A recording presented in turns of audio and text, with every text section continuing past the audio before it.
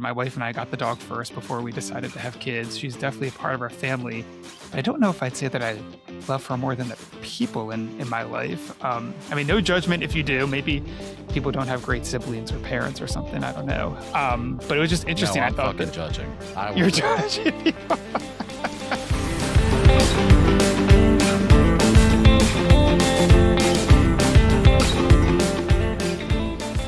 Hey everyone, I'm Mike. And I'm Andrew. And we're the Midlife Guys. Okay, Mike, I'm taking the controls over again. Let's see how this goes this week. I know. Whew.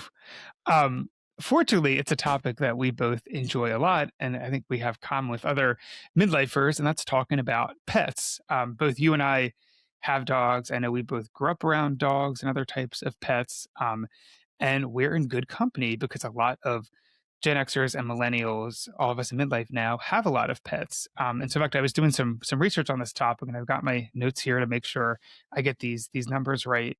But according to the American Pet Product Association, which I guess not surprisingly does an insane amount of research on pets and the pet industry. Makes sense. It does make sense, but I was just like impressed at how deep their research goes. They have some stats that were showing that millennials actually are the largest cohort of pet owners. So 32% of pet owners are millennials, and that translates to about 37 million millennials own pets, which I thought was pretty cool. That's a decent sized number. But interestingly, men are actually driving the growth in pet ownership. So the group also found that especially millennial and Gen Z men, dog ownership among them jumped 15% in 2023, and cat ownership jumped to 20%. So it's really interesting that men are kind of driving, it seems like, this interest in pets. And I can understand because pets are great. We love our pets. Although sometimes I think pet owners get a bad rap about they might love their pets more than people. And there's research on this too, apparently. And it surprised me because some people do love their pets more than other people in their family. I know. I was like, oh, really? Say okay. more. This is an actual thing. So more stats on that. According to a 2024 study from Consumer Affairs about the relationships, and this was specific to millennials, pets, and other family members, 57% of millennials said they love their pet more than their sibling, which is more than half. 50% said the same about loving their pets more than their mom, which was kind of harsh, I thought. And then 30% said that they love their pet more or the same as their partner, which also seemed a little high to me. I know. Like, I love my dog. She was our test child. My wife and I got the dog first before we decided to have kids. She's definitely a part of our family. But I don't know if I'd say that I love her more than the people in my life. No judgment if you do. Maybe people don't have great siblings or parents or something. I don't know. But it was just interesting. No, I'm I thought fucking judging. You're judging people. So I thought it was interesting to kind of see how much pet ownership has grown, but then also how much people really do love their pets. So you ready to talk about pets, Mike, and how much you love your pets and love your dog? Absolutely. Let's do this. I mean, like you, I find these statistics to be a little cautionary. And I think it goes back to some of our earlier episodes where we talked about midlifers feeling lonely or separated. A pet is definitely a part of the family, but it should not be a substitute for real human interactions. It can complement human interactions, especially if you have friends and family members or a spouse or a partner who enjoys pets. But I'm pretty shocked about the fact that people love their pets more than family members or significant others. That's fucking crazy. So I'm curious to hear more, Andrew. Let's dive into this topic. Let's dive in. Yeah, I think you're definitely right. And that's a good point about maybe there's that relationship to sort of loneliness that we've talked about before. And yeah, I was surprised too. But let's talk about pets and this really booming business that pets have really become. And I think that our generation's been leading that. So kind of looking at that big picture and going back to the American Pet Products Association, because they have great info, so they were estimating that the pet industry just like the money people spend on pet products and pet services in the United States is over $150 billion as of 2025, which seems like a pretty big number to me. And that's led by spending or splurging on pets, especially by millennials and Gen Xers. And we tend to prioritize things like high quality food, like premium products and services, more pet daycare, more kind of pet experiences, pet toys, pet games. There really is this whole industries that has been built up around serving pets. And our generation wants our pets to have nice things. They can't just have the basics. We got to give them some nicer stuff. What's also interesting is that the research found that millennials are more likely to enroll their pets in training classes as well. So more than just daycare, but actual training classes. And then daycare, again, has become a booming business. And I found a Yahoo Finance report from May of last year that said that the U.S. pet daycare market, which was $1.7 billion in spending in 2024, is actually going to more than double to over $3.9 billion in spending by 2034.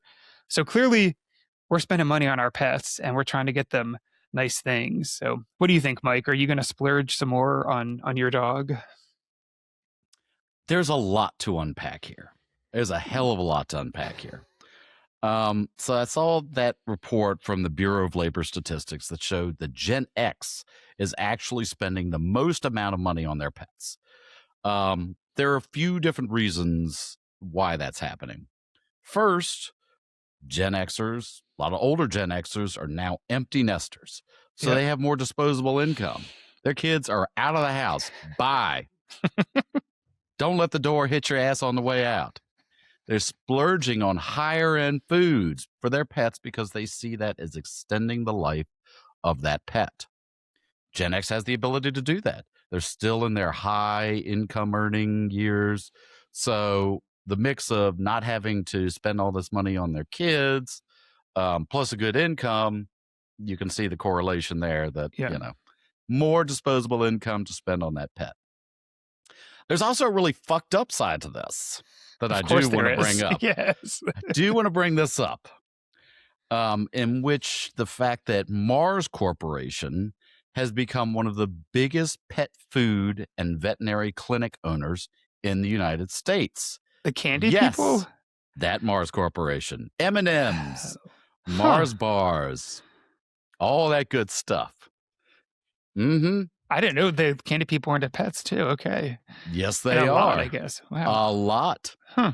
I'll give you a breakdown from a pet owner perspective of what they own.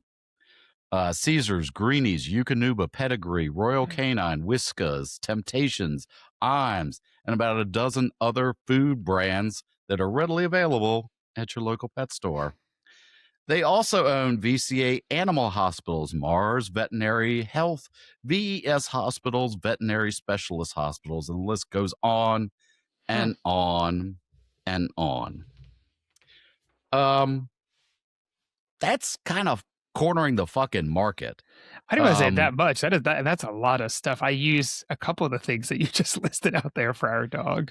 Yeah, I mean, if you go on their website, they're like, we are a candy and veterinary health company. I'm like, how do those two fucking correlate at all? It's a wild combination, but I wonder a lot of it because of all this growth we're seeing and people spending money on their pets. Maybe they're like, this is a growth area for us, so let's just invest more in that. Yeah. Mm-hmm. But given the fact that they own so much, do you think there may be some price manipulation happening by Mars Corporation? Possibly. I don't know. Just asking questions. I'm just asking questions. Mars is not a publicly traded company, so they don't have to answer to anyone. So they're very secretive about all of this ownership. But I've seen it with private veterinary clinics here in where we live that they have gobbled up a lot of folks. So, that's kind of the fucked up part of us. Well, thank you for bringing us down that dark rabbit hole. Absolutely. I have to keep things real. To keep things real. I guarantee you, so many of our listeners had no idea. I mean, I didn't know that. That's a great point. Yeah, it is interesting though. If you think about the relationship between consolidation and then people spending more money and prices going up, and there could be something connected there. It is wild. It is Yeah. wild. Another point that you brought up was about training. Yep. And I do spend a lot of time, a lot of money on training. My dog now, as you know, has very complex emotions, shall we say. He's got big feelings a lot. He's Yeah. got big feelings. He was abused when he was younger. Yeah. I didn't know that until after I had adopted him, but that doesn't matter. I'd have adopted him just the same. He's very sweet, but he just needs direction. So after we concluded basic training of, sit and down and stay and all that stuff, the trainer I work with was really adamant about providing that direction through agility work. And so we spend a lot of time on agility type of training. There's a thing called Hoopers. He loved that. So he needs that type of agility training and that direction to boost his confidence. So I would definitely not trade that. The daycare thing that you brought up is interesting because growing up, our dogs never went to daycare. I don't think there was a daycare. Which is the kennel at like the vet, right? Isn't that what exactly. they used to do? Yeah. Yeah, with boarding, it was the kennel at the vet. Yeah. I guess I think the boom may be more out of a necessity. I don't know. I'd be very curious to hear what our listeners think, because the dog needs to get the energy out. Yep. I know I've got to work.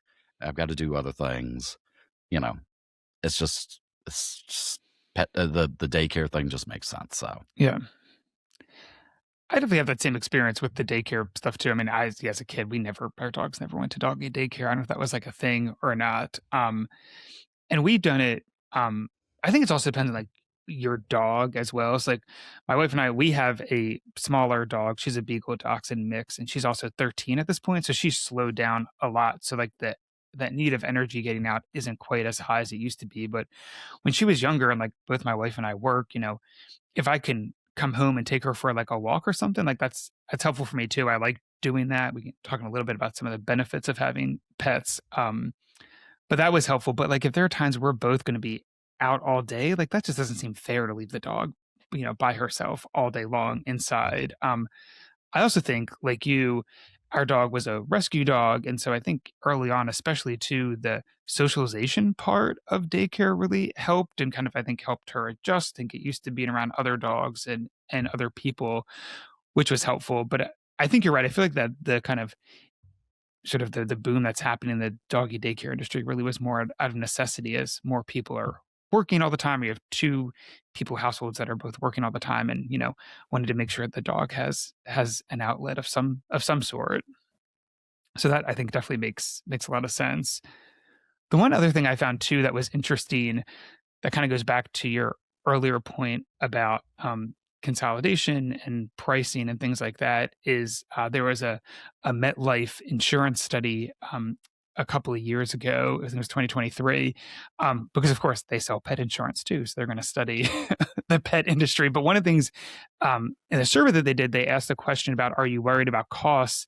And 67% of millennials said they were worried about increasing pet care costs and having that be another stress on their finances. And so I do think there is sort of this balance you have to have, or just this creeping notion sometimes of, as things do get more expensive, and yes, we're spending more money on our pets and want to give them nice things, I think there is a tipping point where it becomes like too much, or it definitely adds stress. And as we've talked about in other episodes too, I feel like at this stage in life, we already have a lot of financial stresses, and our generation has had lots of fun financial experiences that we've talked about before, of just like, constantly feeling that extra pressure. So I think you do need to be careful of not doing too much or things getting kind of out of control, because that can definitely happen. And I know we both have experienced and talked about that just in terms of like trying to find local daycares, because some of the pricing is just like insane for, like some places are like $40 or $50 a day, which is just like wild to me. to do Well, doggy daycare. Yeah. yeah, not to get dark again, but I will. Yeah, of You course. talk about, the insurance and caring for your pet. With my last dog, I did not have pet insurance on him. With this dog, I do. Because with the last dog, the expenses really started piling up, including end of life expenses. Yeah. Because, yes, you have to pay for that, which sucks. Yeah. Um, and so, you know, I will say that it's not fun writing that check or I don't write a check, paying for it by a credit card. You sound really old Um, right there, writing yeah, I that know, I know, check. paying by credit card Yes. every December. Um, you know, I think it's just like anything. Insurance is, you know, important to have. Yeah. So, I mean, it's true. I think it can be important to have. This is kind of funny, maybe a little bit dark too. It's like we ended up never getting insurance on our dog, and now that she's 13, we're kind of like, what are we gonna do at this point? Like, we'll just kind of keep it off. But anyway, yeah. But I think there is definitely. It's just interesting how I think the trends of how we're spending money on our pets has definitely changed, and just the amount of money that is being spent on pets really just surprised me as sort of the degree of it, which actually is a good transition into our next topic, which is how, we talked about how our generation, especially Gen Xers and millennials, were kind of, changed how they approach pets and the type of care that we're providing for pets and whatnot. And really that's had a broader impact on the economy as well. And really there's kind of like a pet economy has sort of ballooned up. And I found some really interesting statistics and just numbers around sort of that idea. So one is that there are, again, the American Pet Products Association, great research. They found that 14% of employers are now pet friendly, which is an increase of almost 20% from 2020. It's actually kind of funny. I was in a business meeting yesterday, and someone in the room was talking about they were kind of starting to do some job searching, and they found a couple of job posts that emphasize like, hey, we're a pet friendly workplace, or we can bring your dog to work once a month, or they have like pet friendly Fridays or whatnot. This person, clearly not a pet person or an animal person, was like, what is going on? Why are all these companies saying that they're pet friendly now? I want none of this. Which I thought was kind of funny because I know we have experience, or I definitely do. Of I brought my pet to work sometimes, especially when she was younger, and we just rescued her, and having her there was kind of nice. But that definitely seems to be a trend again that millennials and Gen Xers are pushing as well, which is sort of having more pet friendly workplaces. And it's not just workplace too. Another big area where sort of the pet economy is booming is travel and tourism. So more and more hotels are becoming pet friendly or have pet friendly options. And people travel more with their pets now. There's this interesting study from Global Vet Link that noted that 78% of American pet owners traveled with their pets at least once in the past year. And then there was an NBC News story from 2024 that talked about how 22% of cat and dog owners took their pets on 3 or more flights, which I thought was kind of wild. We've traveled with our dog, but never gone on flights with her. But I think it is showing too, and I've certainly seen this in my travels. I feel like I see more pets in the airport recently than I have in the past. But definitely seems like this sort of the pet economy is growing, and so other areas are trying to sort of adjust to that and to be more pet friendly as well, which I thought was kind of interesting. And I guess this is really just because as pets become a bigger part of our family, we want to take them more places with us. Have you had any experience traveling with your dog, Mike, or kind of other parts of uh, this pet economy that are kind of popping up? yeah, I mean, as you mentioned, um, we created a dog friendly office. Yeah. And we would have all of our dogs in the office, and our employees would bring their dogs. So that was nice. I mean, Yeah. when they behaved and wouldn't bark. Um, Yeah. I used to take my previous dog to breweries sometimes. He was really well behaved, so I wasn't afraid of him nipping anybody. This dog that I have now, I'm not doing that. Can we stop for a second? So dogs are okay at breweries, but kids are not still No, allowed at breweries. do not bring your fucking kids to the brewery. The dogs are fine. The dogs aren't going to sit there and spit and snot all over everything. Gross. Go back to episode 1 if you haven't listened to it. Mike goes on a great rant about kids not belonging at breweries. But dogs are okay, I guess. Dogs are fine. They're just going to sit there and chill. Right. I have taken my dog to hotels before. My current dog to hotels before. That worked out pretty well. I have not personally done the flying with the dog, although I'm going to have to pretty soon. And he's just going to have to be sedated for that. Yeah. But I have seen a lot of people bring their dogs on flights. I just was on a flight where a couple had both the dogs sitting on their laps, which I'm not sure you're supposed to do. Oh, I didn't know you could do that. Yeah. Yeah. They just like put them under blankets and just, I was like, I thought you were supposed to keep them in the crate, but I don't think the airlines care anymore because they get a premium. They get to charge a premium for it. So as long as the dogs aren't making a bunch of noise. Yeah. So, yes, clearly people are attached to their pets. I hope that the majority it's because those pets are part of their family. I do think there is a small minority of people that treat pets like an accessory, which is not helpful, especially those little pocket-sized dogs. Yeah. But, yeah, it's definitely a booming business. Definitely booming business. It is, and that's what I thought was kind of interesting is how much it has been booming. I feel like, again, I'm curious if our listeners have seen that too. Let us know if you all are traveling with your pets or you're seeing it more. I'm definitely seeing a lot more, especially on the travel thing with pets. I think you bring up a good point though, which is you mentioned you've seen the pets on the airplane as long as they're quiet. I'm very pro bring pets, keep things pet friendly, as long as you make sure your pets can behave properly too. Like to your point, if they're going to be really loud or start nipping, leave your pet at home. Like you need to be respectful of the people around you, where if you're going out into a public place, and also recognize that not everybody is a dog or a cat or a pet person.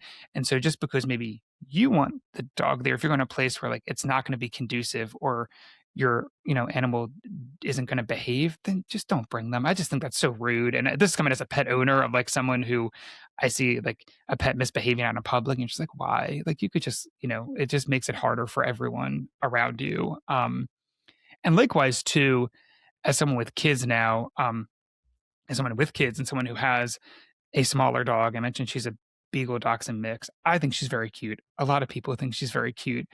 But if you've got kids, make sure to teach your kids. Don't just run up to an animal you see and like want to start petting it or touching the animal. I see that a lot too. And it's like, we all need to remember to respect everyone's personal space and boundary. And that's true with pets as well, because that's a recipe for disaster. If you think something's cute and want to go say hello, like just ask first and make sure it's okay before running up and smacking an animal or trying to pet it. Like that just isn't helpful.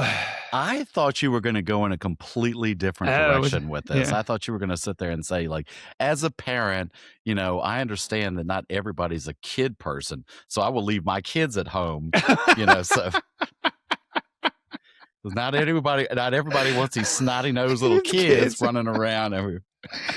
Are you sure you're not one of those people in the beginning who love their pets more than like some people? I guess if they're or if you're not related to them, you're like, damn kids. Mm-hmm. Yeah, I mean, there are places you should leave your kids at home sometimes too, but we will take our kids to more places than pets.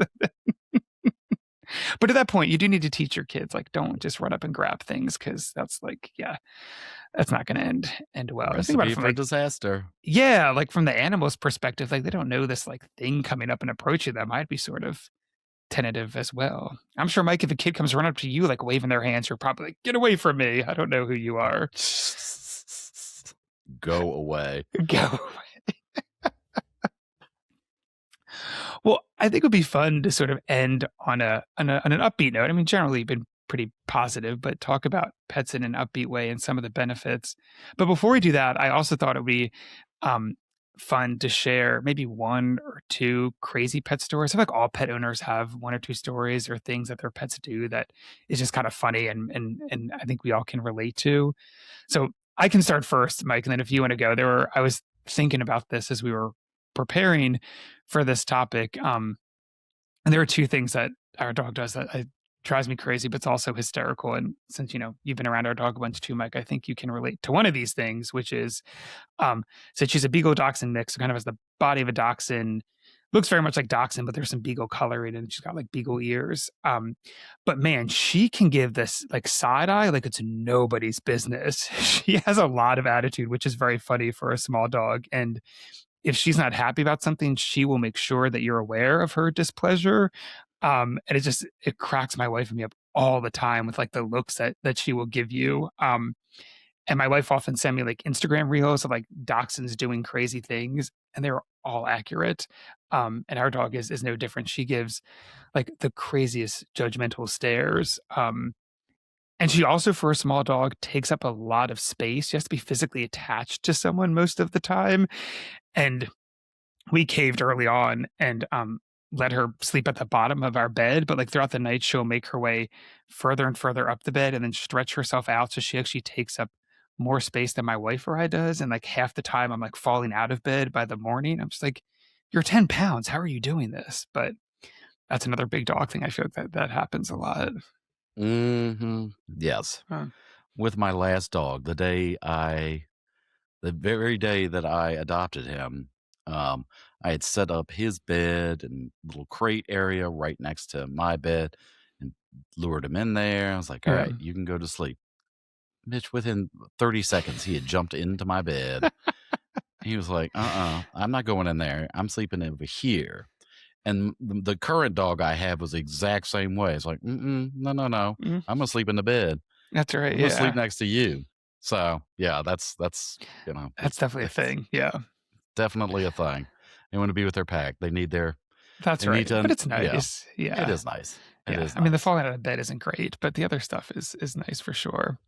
Mhm. Um, well, and there are lots of benefits, which kind of leads to our third part about having pets. I know we've talked a lot about dogs just because that's the type of pets that we've owned, but pets in general, there are a lot of benefits. And there was an interesting study I came across from the University of California at Davis, also from 2024. A lot of stuff was happened in 2024 about pets, but it talked about the benefits and really through the frame of acknowledging the increased rate of burnout that was happening kind of in the United States, especially, and how pets can kind of particularly offer benefits in that regard. So I was going to list out some of the things here that I thought were really, really great about the benefits of pets. So there are some mental health benefits, including the love and companionship that a pet gives you can reduce your stress and anxiety, can ease feelings of loneliness, something we've definitely talked about in midlife, and also can give someone like a sense of purpose. It's something else to care for, and that's really important.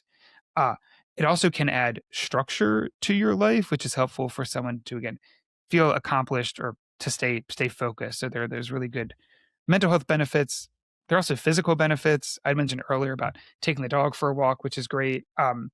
But did you know, which is a fun stat that came out of the study, that 60% of dog owners meet the required amount of weekly exercise just from walking their dog, which I thought was great. Yes, I'm like, I love that. Let's keep the healthy habits up. Also, walking your dog daily can help you with maintain a healthier weight, reduce your risk of all sorts of cancers. They listed like 4 or 5 in there. Could reduce your risk of. And also, which is interesting, just having a pet can actually improve your blood pressure. I think that goes back to the kind of the companionship there. So, love pets. There are lots of great things about them. What are some of the benefits that you've seen from having a pet, Mike? So I 100% agree that my dog brings me a lot of health benefits. He definitely gets me outside and walking a lot more, playing a lot more. He loves for me to throw the frisbee for him, even when it's freezing cold outside, which I don't love. But I think the biggest benefit that my current dog has taught me is patience. Um, Mm, whether it's a dog or a cat or a snake or whatever fucking pet that you own, they don't know what you're saying. They don't understand what you're saying to them. You have to learn to communicate with them in a very different way because all they can do is send you signals with their eyes or touch or whatever, how their body looks. work and life can be very stressful. So having these moments of patience with my dog is an important reminder for me to slow down and to understand the cues that he's telling me. Because weirdly enough, these lessons about understanding cues has also helped me with just people in general. Yeah, that's a good Because point. not Yeah. everyone is a great communicator. Some people don't communicate at all, which is completely unhelpful. But so I've been more visually aware of these cues when someone is nervous or something like that. So my dog, Queso, is a very sweet boy, but I'll be honest, I've had him for a little over 2 years, and I was the first person at the adoption center that day and signed the paperwork immediately after meeting him. And as I was signing, this family with 3 young kids showed up and inquired if he was still there because they wanted to adopt him. I didn't know it then, but I do feel glad that I got Queso because, of course, learned since then he does not do well around young kids. Yeah. He gets incredibly nervous and will lash out if he feels scared. So I don't even want to think about what that family would have done with him if he had gotten scared and lashed out. So luckily I do, another benefit for me is like I feel less stressed because I feel like I can provide him with a caring household in which he can thrive doing the training, doing all of these things that he wasn't used to and that can build his confidence and to help his anxiety level. So Uh, that's what I love about my current Oh. dog. That's nice. Yes.